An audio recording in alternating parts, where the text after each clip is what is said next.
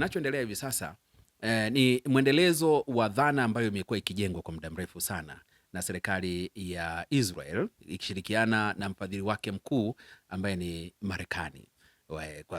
Wamefikia hatua Benjamin Netanyahu ambaye ni waziri mkuu wa sasa akishirikiana na rais wa sasa wa Marekani Donald Trump wameamua kupeleka vikosi na kuanza mashambulizi dhidi ya Irani. Mashambulizi hayo ambayo hivi sasa tunayozungumzia yaliibuka Februari 28 ambapo walifanya mashambulizi na kumuua kiongozi mkuu wa taifa la Irani Al Khamenei, ambaye kwa usema ukweli ndiye alikuwa kama nguzo ya taifa lile. Si ana nguvu za kiserikali, lakini pia ni ana sura ya uimara katika kuunganisha watu kiimani, kwa maana ya dini ya Kiislamu. Kwa hiyo yule alikuwa ni mtu ambaye unampata kwenye sura mbili. Kiserikali ndio alikuwa na mamlaka, lakini pia kiimani alikuwa ni kiongozi wa kidini. Kwa hiyo kuuawa kwake na mashambulizi yaliyokuwa yakifanyika, lengo kupunguza kasi na nguvu ya Irani, lakini nyuma ya pazia Israeli wakiwa na mkakati wao wa kumuondoa mbabe katika eneo hilo, lakini na Marekani wakiona kama ni tishio katika eneo hilo kwa sababu anamtishia Israel.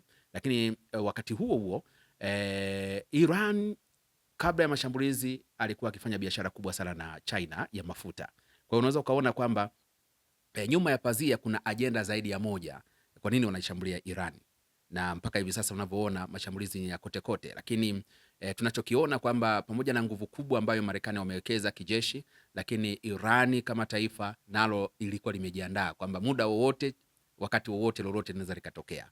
Wamejiandaa na wameweza kujibu kwa kadri ambavyo wameweza, na kwa sasa pamoja na mashambulizi, pamoja na nguvu inayotumika kubwa, lakini naye amejibu kwa kiwango kikubwa sana kushambulia maslahi ya Marekani katika eneo la Mashariki ya Kati. Na yeye anasema hivi kwamba mimi mabomu yangu hayawezi kufika Marekani, lakini yanaweza kufika kwenye maeneo yenye maslahi, eneo la Mashariki ya Kati. Na unapozungumzia eneo la Mashariki ya Kati lenye utajiri mkubwa wa mafuta pamoja na gesi asilia, ni eneo ambalo lina uchembe ya utajiri au tunasema ya asili, utajiri wa asili, na ambao una mchango mkubwa katika maendeleo ya mataifa yote duniani. Sasa hilo linamfanya Marekani kuwa kwenye eneo hilo kwa muda mrefu sana. Amekuwa amewekeza katika nchi ya Kuwait, kawekeza Falme za Kiarabu, kawekeza Bahrain, kawekeza Oman, kawekeza Saudi Arabia, kawekeza Jordan, na yale maeneo yote Irani anayaona kwamba ndio target yake, kwa sababu anasema Marekani ni maili nyingi sana kufika na hana silaha zinaweza kufika Marekani, lakini zina uwezo wa kufika kwenye maeneo ambayo yana maslahi ya Marekani. Yes. Bila shaka ni kila ambacho umeelezea kinachoendelea. Umekuwa ukichambua siasa kwa mtazamo wa kisiasa zaidi. Unadhani mgogoro huu unaweza ukawa unasababishwa na nini? Mgogoro huu una asili ni wa muda mrefu sana. Kubwa zaidi unaweza ukasema kwa haraka haraka, baada ya Israel kuibuka kuwa taifa mwaka 1948 na kwenda kukaa eneo ambalo sasa hivi wapo pale, waliwakuta Waarabu wenye asili hiyo ya Palestina wakiwa wanaishi pale, walinatangazwa lile taifa. Kukatokea mvutano mkubwa sana kijiografia. Eneo ambalo Wayahudi ambao hao tunazungumza kama Israel wanasema ni taifa lao, hilo eneo ndilo ambalo Waislamu wenye itikadi tofauti lakini wenye asili ya Palestina wanasema hilo pia ni eneo lao la asili. Nakumbuka kwamba Mashariki ya Kati ndio chimbuko kubwa sana la imani za dini zetu kubwa ambazo ziko hapa kwetu hata Tanzania. Ukristo chimbuko lake ni Mashariki ya Kati, na Uislamu sehemu kubwa wa chimbuko lake ni Mashariki ya Kati. Ukienda kwenye imani hizo na Uyahudi huko Mashariki ya Kati. Kumbuka Uyahudi sio Ukristo. Wayahudi wana imani yao, ingawa wanatumia yani vitabu vile vile ambavyo Wakristo wanasoma, lakini ni vichache zaidi kuliko hivi ambavyo Wakristo wengine wanasoma. Kwa hiyo kila mmoja anaamini kwamba lile kwanza ni eneo takatifu la mababu, na ndipo ambapo chimbuko la imani zote zimetokea pale. Kwa hiyo mvutano uliopo kati ya Wayahudi na Waarabu kwa maana ya Wapalestina ni kwenye eneo hilo. Sasa Mwisraeli anasema hili ni taifa langu na lazima aongeze uwezo na mipaka zaidi, na mipaka, unaposema unaongeza mipaka maana unachukua ardhi ya watu wengine. Na kuchukua ardhi ya watu wengine sio jambo rahisi, kwa sababu wenye asili yao nao wanasema hii ni ardhi ya kwetu. Kwa hiyo hapo vita vya wenyewe kwa vya kati ya Israel na Wapalestina vimekuwa vikiendelea mara kwa mara. Huko nyuma kuna vita nyingi sana Israel imepigana, vita vingi na vya kutisha. Kuna vita kwa mfano mwaka baada ya kutangazwa kuwa taifa, miaka michache baadaye, miaka ya 1950 kulitokea vita, lakini vita kubwa zaidi ambayo ni maarufu ni ile vita ya siku sita, ambapo Waarabu, nchi zote ambazo zinapakana na Israel ziliibuka kumuinukia Israel, lakini alishinda vita vile ndani ya siku sita. Taifa moja peke yake likiwa limezungukwa na Jordan, kuna Syria, kuna Lebanon, kuna Misri ilikuwa pale. Wote hawa walishambulia ile nchi ndani ya siku sita, lakini vita vikawa vimekwisha. Baadaye kuna vita vya hapa na pale vikawa vinaendelea, na makundi sasa mengine yakaanza ya kianaharakati yenye misimamo mikali zaidi kutoka upande wa Waislamu, likiwemo kundi la Hamas na mengineyo madogo madogo ambayo yako ndani kwenye ukanda wa Gaza pamoja na West Bank. Na kuna kundi la Hezbollah ambalo likaibuka kule upande wa Lebanon. Yote haya yalikuwa ni kuhakikisha kwamba yanalinda maslahi ya Waislamu ambao wanaonekana wanakandamizwa na utawala wa Kiisraeli. Sasa Israeli inapata wapi nguvu? Israeli imekuwa ikipata msaada mkubwa sana kutoka nchi za magharibi na hasa Marekani.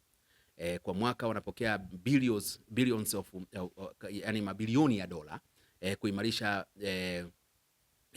hasa kwenye sekta ya ulinzi. Hiyo nazungumzia sekta ya ulinzi tu peke yake.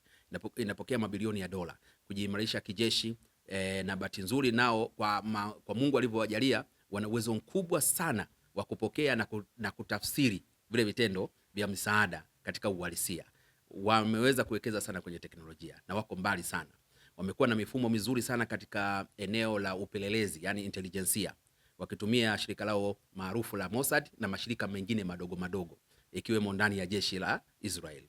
Wale Wayahudi wakati wanaunganishwa kuwa taifa mwaka 1948 Wayahudi walikuwa wanatoka karibu nchi 100 duniani. Manake walitawanywa duniani katika nchi 100. Wakati wanakwenda kuunda taifa lao walikuwa wanatoka kila eneo, na kuna baadhi kama una taarifa mtangazaji, kuna Wayahudi ambao wametoka Ethiopia, Afrika huku, wakachukuliwa. Yaani walikuwa wakimuona, yani Myahudi popote alipo, Myahudi popote alipo alikuwa akichukuliwa kwenda kuunda lile taifa la Israeli. Kwa hiyo unaweza kuona ndani ya Israel kuna mchanganyiko wa watu wa makabila na mataifa tofauti tofauti, ambao hilo nalo ni mchango mzuri sana kwenye sehemu ya intelijensia, kwa sababu unawapata watu ambao wanaweza kuzungumza hata lugha ya Kiswahili lakini wakiwa na asili ya Uyahudi. Wako wanaozungumza Kiarabu, lugha zote kubwa unazozijua duniani wanapatikana wale watu. Kwa hiyo mgogoro huu una historia ndefu sana, na sasa unakuja kwa sura tofauti kwa sababu ya nyakati na teknolojia ambazo zinatumika. Na sasa ndivyo tunavyoona katika vita hii ambayo hatujashuhudia kuwepo kwa askari wa ardhini, lakini kinachotumika ni teknolojia, kurusha makombora ya masafa marefu, wakati huo kurusha zile droni, ndege nyuki kwenda kushambulia.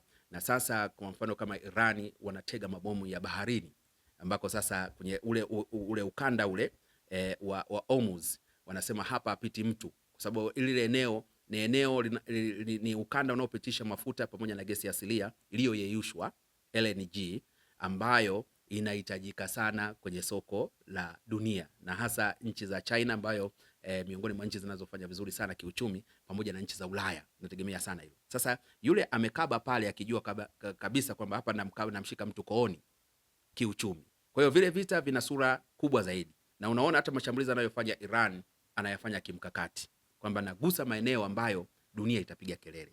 Wale wenye maeneo watapiga kelele, lakini na dunia itaguswa, kwa sababu bidhaa muhimu itaadimika, bei itapanda. Kwa hiyo kila mmoja atamlaumu Trump pamoja na Netanyahu kwa kupeleka wanajeshi na kuanzisha hivyo vita ambavyo kimsingi kwa sisi watu wa Tanzania kwa mfano tunasema havina faida kwetu.